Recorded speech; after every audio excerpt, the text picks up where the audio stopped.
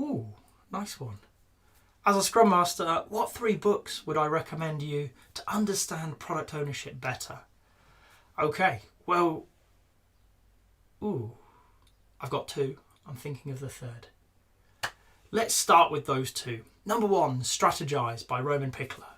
Okay, it's a brilliant book. Roman is a phenomenon in the product ownership world. He really gets it. He's been there, he's done it, and he teaches amazing stuff.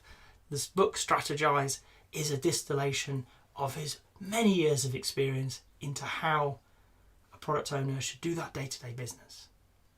Okay, so they look at roadmaps, they look at product planning. What are the types of roadmaps we can use and when do we use them? It's a really great insight into product ownership. And that is in itself invaluable.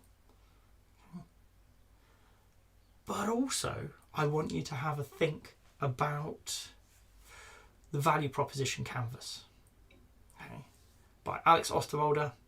This is a book that looks at part of the business model canvas, but diving into who the customer is, what are their real wants and needs and desires, and how can you or your product owner satisfy them.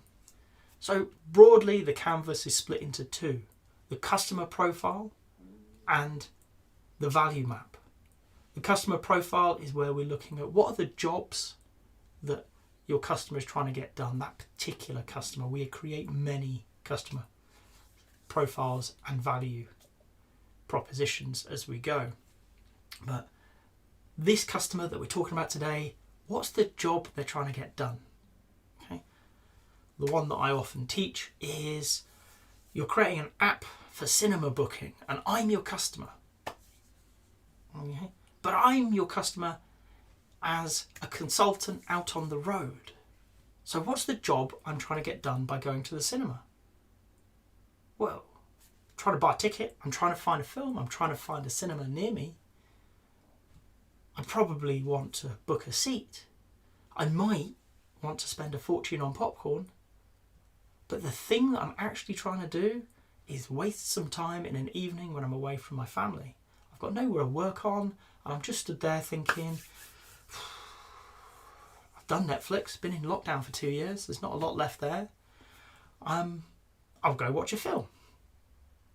That's the job I'm actually trying to get done. And then we look at what are the pains that I experience today in getting that job done. Well, it's difficult booking. I have a friend with a strong Scottish accent. I love listening to him use the voice booking apps because it invariably doesn't know where he is. Hopefully my accent isn't too bad. It doesn't seem to be. But I have other issues. I can book in the wrong cinema. I've done that before. I can book in the wrong film at the wrong time. I've done that before. There's many things that annoy us before, during and after getting these jobs done. And then what are the gains? What am I hoping to get from it? Well, I'm going to want to, basically pass some time.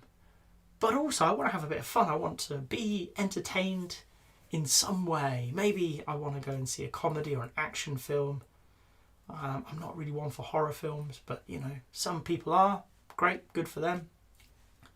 Okay. But we're going to get, through looking at these 3 areas, a better picture of who that customer is, what they want out of it, and really what gets in their way.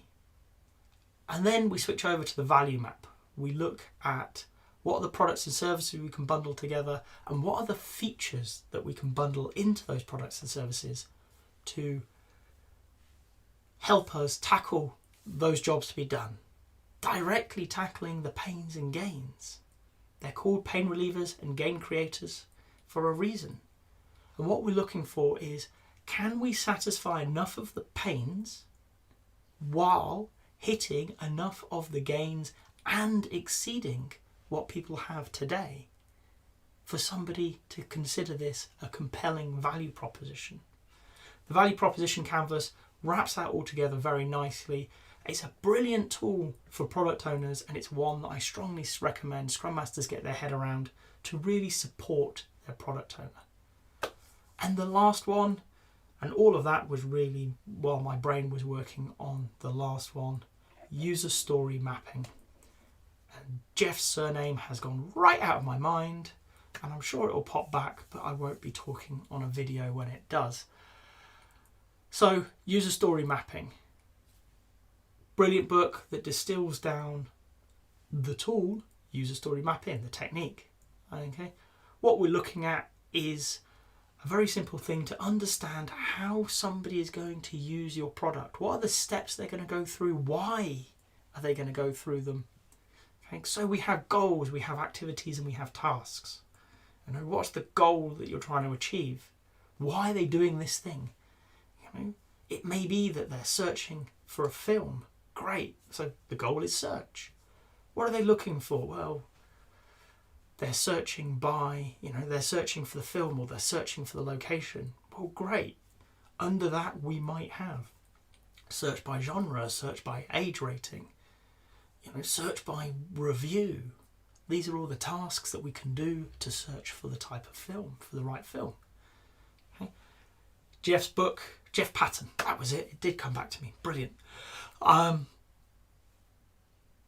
Talks about this. It's a lovely technique to really go one step beyond that value proposition canvas and say, okay, we know what we want to build. It's lovely. This is how we're going to build it. This is the flow that a user would take through our product, and we can explore it. We can interrogate it. Does it make sense? Is it a nice flow? Those wonderful UX people can really get their teeth into something here and think, actually, how will this flow together?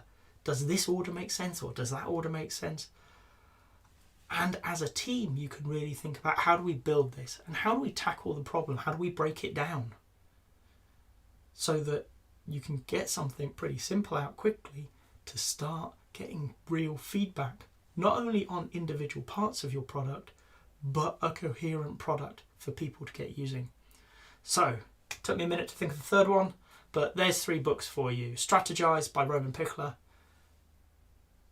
Value Proposition Canvas by Alex Osterwalder, and User Story Mapping by Jeff Patton. If you've got to this point in the video, I hope you've enjoyed it. If so, a like would be appreciated. If you want to hear more from me, more answers to questions that maybe you've got in the Agile world, please subscribe to the channel. And if you've got a question that you really want answered, drop it in the comments. I promise we'll get around to it. Thank you.